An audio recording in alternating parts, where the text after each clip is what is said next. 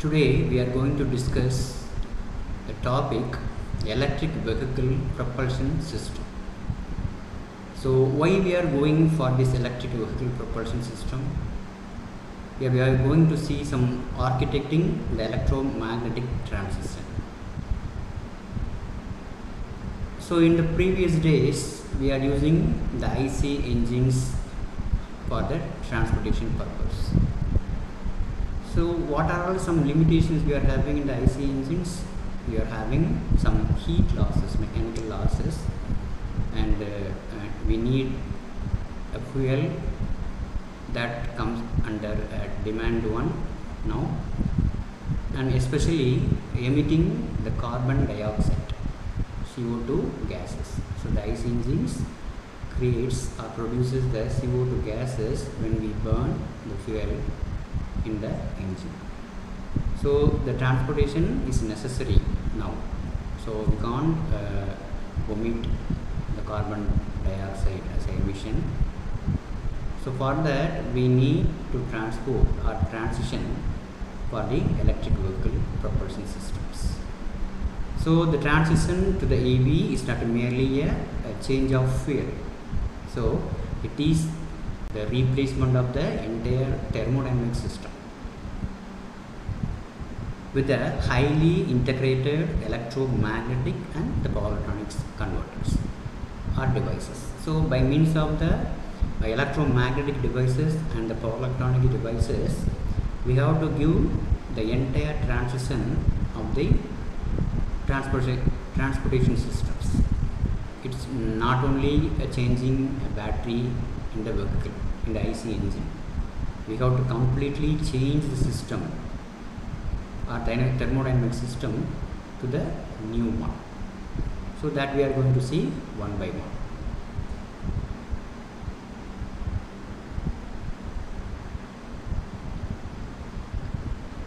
And the second thing is, what is the efficiency mathematics we have to see when we are comparing the IC engines versus electric vehicle. On the efficiency point of view, we have to compare. When I am giving the 100% of chemical energy in the IC engine, some 70% of the energy is entirely lost by means of the engine heat. Then some 5% is for pumping losses, and remaining some 5% is drivetrain losses, that is the gearing losses. So only we get the 20% of the energy as a kinetic energy in the wheel when we are using the IC engine. Then come for the electric vehicle. If I am giving the 100% of electrical energy, some 10% is losses for the charging. So anyhow, if we are using the electric vehicle, we need or we have batteries. So with the batteries only we can run the electric motor in the electric vehicle. So it should be a rechargeable one. So after the usage of the vehicle, we have to charge every time. So some charging losses occurs when the electric energy is given to the machine. Then some 5% of losses as a switching loss, because since we are using the power electronics converters, we are having the switching losses also, and for the motor. So if we are using the motor, so many losses is there when we are considering the motor. Some mechanical losses, electrical losses. Here we are considering the copper losses and the iron losses of the electrical motor. So comparing all those things, merely 80% we can get as a kinetic energy in the as output of the electric vehicle wheel. So in this way we are going to transit the IC engine to the electric vehicle.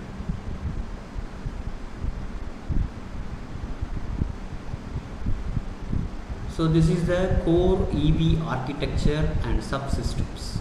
So mainly we are having three systems. One is the auxiliary systems, next one is the energy storage system, and the third one is the electric propulsion systems. So the name itself says the systems, what are the things that having in the systems. So in the energy storage system we are having the batteries, and the auxiliary subsystems having the converters, and the propulsion system having the motors.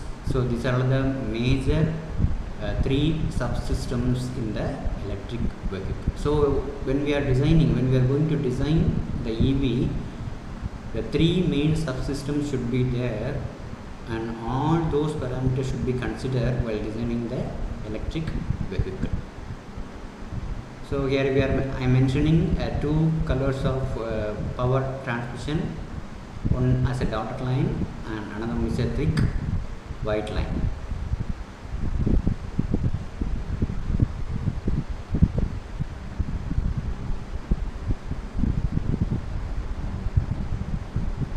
And here we are using what are the traction motors we are using for the electric vehicle. So that's why the traction motors topology and the trade-offs. So here we are using the induction motor, brushless DC motor, permanent magnet, synchronous motor. So when comparing all those things on the basis of power density, efficiency, some motor have some limitations. So what are all the limitations we can see one by one. So when we are using the induction motor, it is used the input as a AC supply. This is used the input as AC supply. So we need the inverter. So when we are using the in EV we are having the battery. So battery gives the output as DC. So in this DC, if I want to run the induction motor, I have to convert the DC into AC. So we need some inverter operation when we are using the induction motor as a traction device. So some switching losses may occur when we are considering the induction device in the inverter devices. So the efficiency is somewhat less when compared to the other motors. And come for brushless DC motor. So brushless DC motor, we are having the coils in the stators and the permanent magnets in the rotor. So then only the brushes is not needed to inject the current in the motor. So normally in the motor we are having two coils, one is in the stator and another one is in the rotor. So in the brushless type, the rotor coil is eliminated and it is replaced by the permanent magnet. So due to the permanent magnet, we should not give any supply to the rotor. It automatically creates the magnetic flux lines, and by means of the supply we are having the stator flux lines. The interacting those things gives the rotation in the brushless DC motor. What is the limitation here is when the brushless DC motor is not in the operation. Suppose some moment of inertia, due to the moment of inertia, if the rotor may rotates means it has the permanent magnet in the rotor, and the flux lines is cuts in the stator copper coils. So whenever the magnetic fields are cuts and changes, some EMF may induce on the stator coil.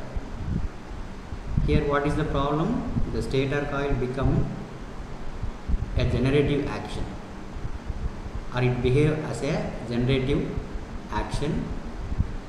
It may spoil the entire system when it is not in the running condition or under stop condition. That's why we are moving on to permanent magnet synchronous motor. Permanent magnet synchronous motor. So it always synchronized with the supply, and when compared to the efficiency, it has a good efficiency value.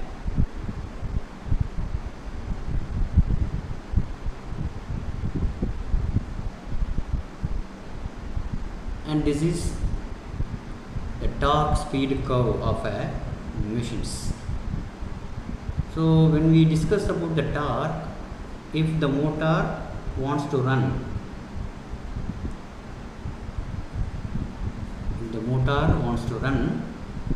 as a high speed, we no need of torque is necessary. The torque is not necessary to pull the motor. It's already having the maximum speed. When it is at the rest position, the torque is necessary to run the motor. So when we adapt some electrical motor to the drive purpose or the traction purpose, we need to consider a torque is one of the important parameter. So the torque should be high when we are giving load at the initial condition is high, and the speed should be in the reduced manner. So sometimes we may operate the motor as a constant torque drive or a constant power drive. So this is the graphs shows the performance of the torque speed curve.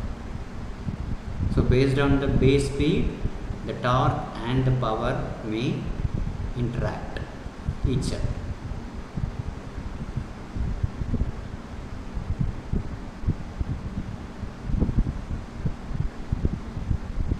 So this is the power electronics, some basic power electronic circuit which is synthesizing the AC via the PWM, so pulse width modulation technique. So when we are using the electric motor for the electric vehicle, we are using a pulse width modulation permanent magnet synchronous machine. So we have to give a 3-phase supply to the motor. We are using the power electronic devices. So how the DC is converted to AC? Here we are having a 6 thyristors or switch MOSFET, whatever may be. So based on the switching speed, the device may change in the inverter or converter circuits. So here we are having the 6 switches. One by one it will turn on and turn off to give alternative AC supply, continuous alternative AC supply. Anyhow, we have to take a 3 phases. We have to take the 3 phases. So at the initial condition, we are having this, and this thyristor will turn on. So instead of getting the supply between the first line and the second line, first line and second line, I have to switch on this device and this device. And for the second phase, I have to switch on this device and this device. And for the third one, this device and the device. See, suppose I am considering the letter or the device number as 1, 2, 3, 4, 5, 6, like that. Suppose 1, 2, 3, 4, 5, 6, 1 and 5, 2 and 6, 3 and 5 will operate accordingly to give the pulse width modulated signal to the motor. So this is the sample graph when we are changing the pulses of this input of a machine. The average, if I taking the average value of the pulses, I can get some smooth sinusoidal wave as an input to the machine. So this is the main thing in the power electronic drive AC machines. The next one,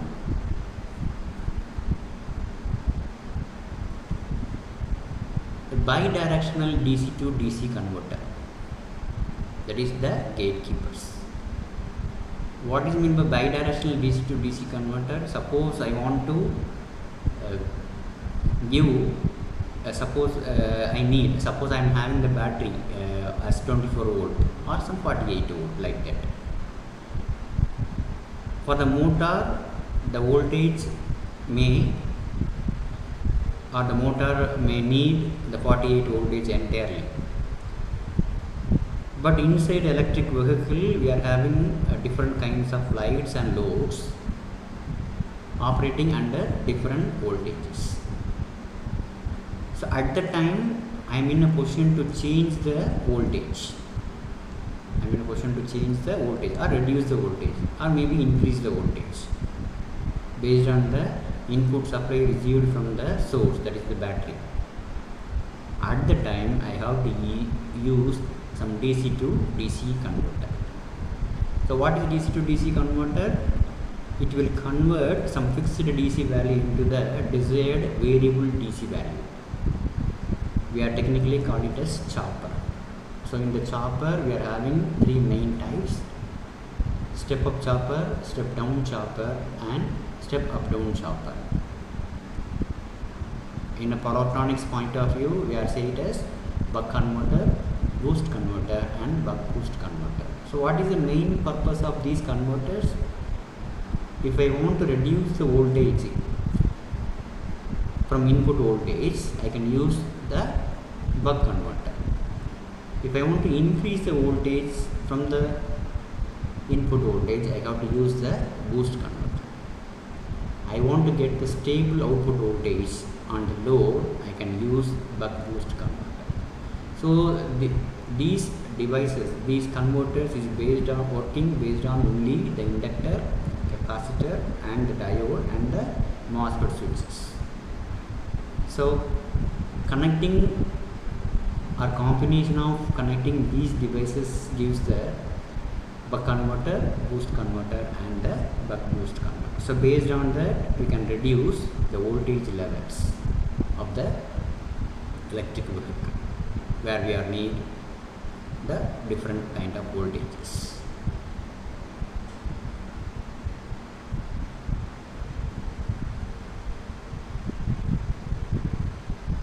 Then when we are considering the electric vehicle, the two main things very essential. One is battery and another one is the electric motor.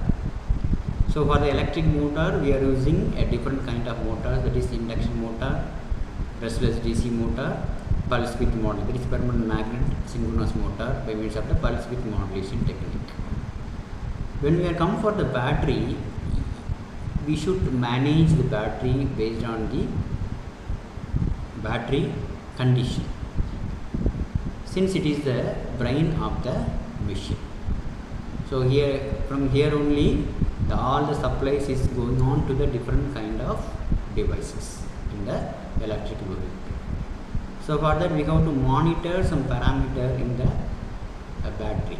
So what is the capacity, what is the ampere hour, and what is the state of charge, what is the state of discharge,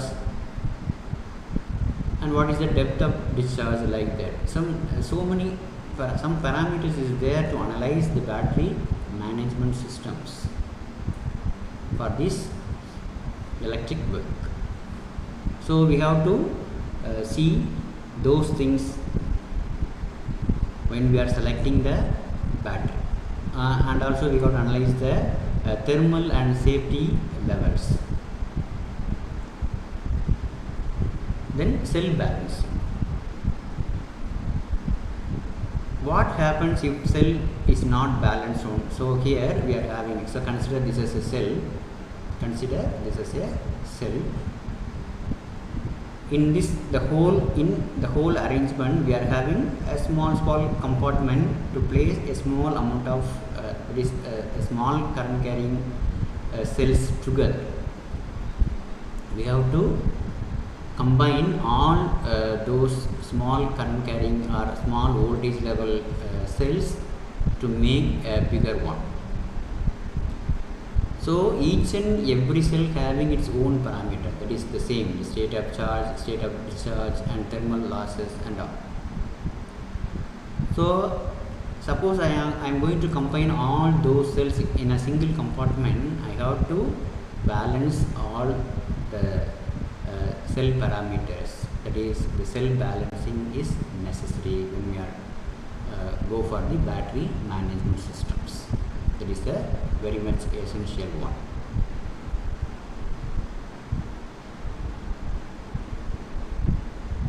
Then the loop, that is the regenerative braking mechanism. So when we are considering a power electronic devices, some 4 quadrant of operation is there, and in the second quadrant we are having the regenerative braking methods. So in the IC engines, what is happening when we are applying the brake when the vehicle is running? If I apply the sudden brake, the energy may lose in the brake shoes. So the energy, what are the energy? Due to the inertia, the wheel is going to rotate continuously. So when I apply the brake, the energy is completely lost by means of heat and it evaporates to the atmosphere. But in the electric vehicle, when we apply the brake, due to the inertia, the wheel is rotating, means it will act as a turbine to the generator. So it acts as a turbine and gives some energy to the generator, and the generator, from the generator we can get the supply and store it in the battery. So not only by means of charging, by braking itself, I am going to regenerate the supply and store it in a battery. Then the efficiency of the vehicle may become high when we are using this kind of mechanisms, that is E. So what are the things we are seen already?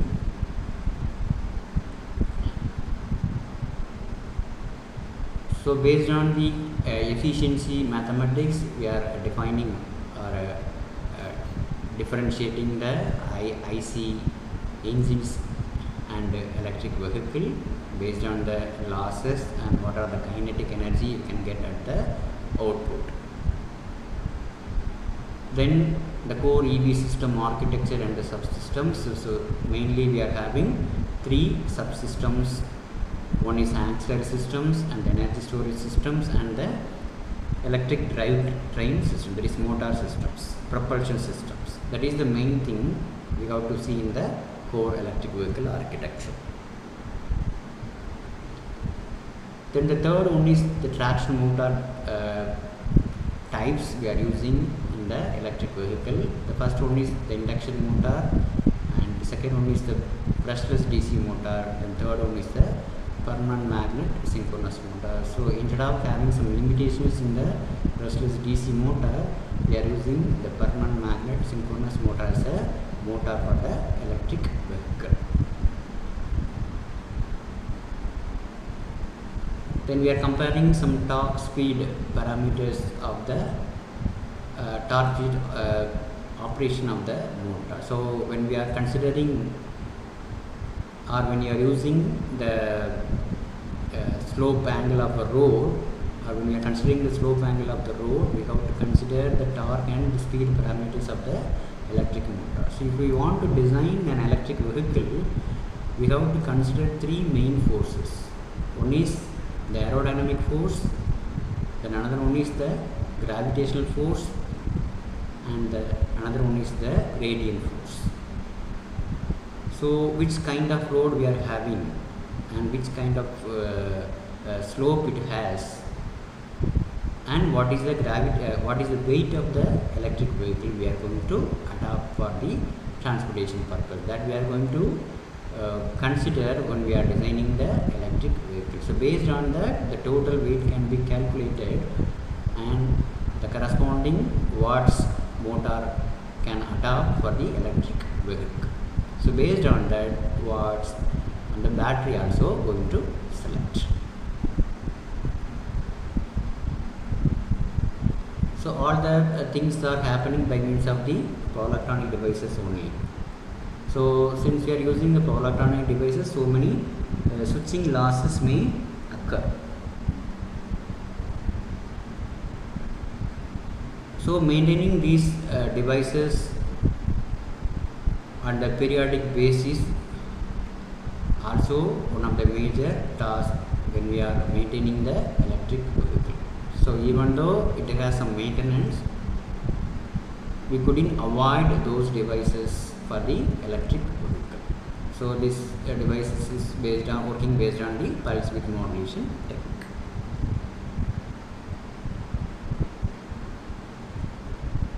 And also we are adopting the DC to DC converter as a gatekeepers for a different kind of voltage level devices in the electric vehicle. So we are using the step up chopper or buck converter, boost converter or buck boost converter wherever it is necessary. Then when we come for the battery management system, we have to consider the state of charge and the state of discharge level, and what is the capacity of the battery, how many cells we are going to made together to form a big battery one or a big capacity battery. So the cell balancing is necessary when we are combining those small batteries to make it into bigger. Then we should analyze the thermal and safety things for the battery. So we can't overcharge the battery.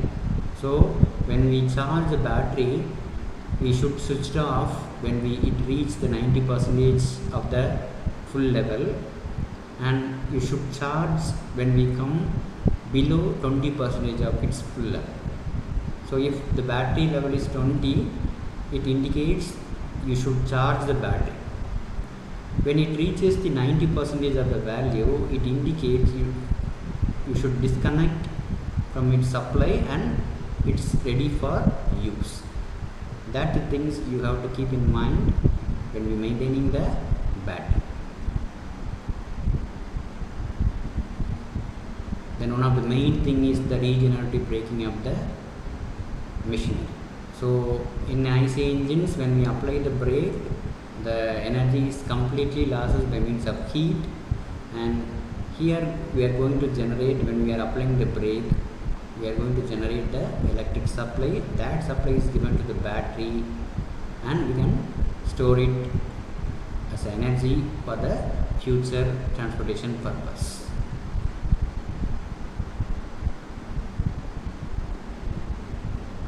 So nowadays so many research is going on for the EV.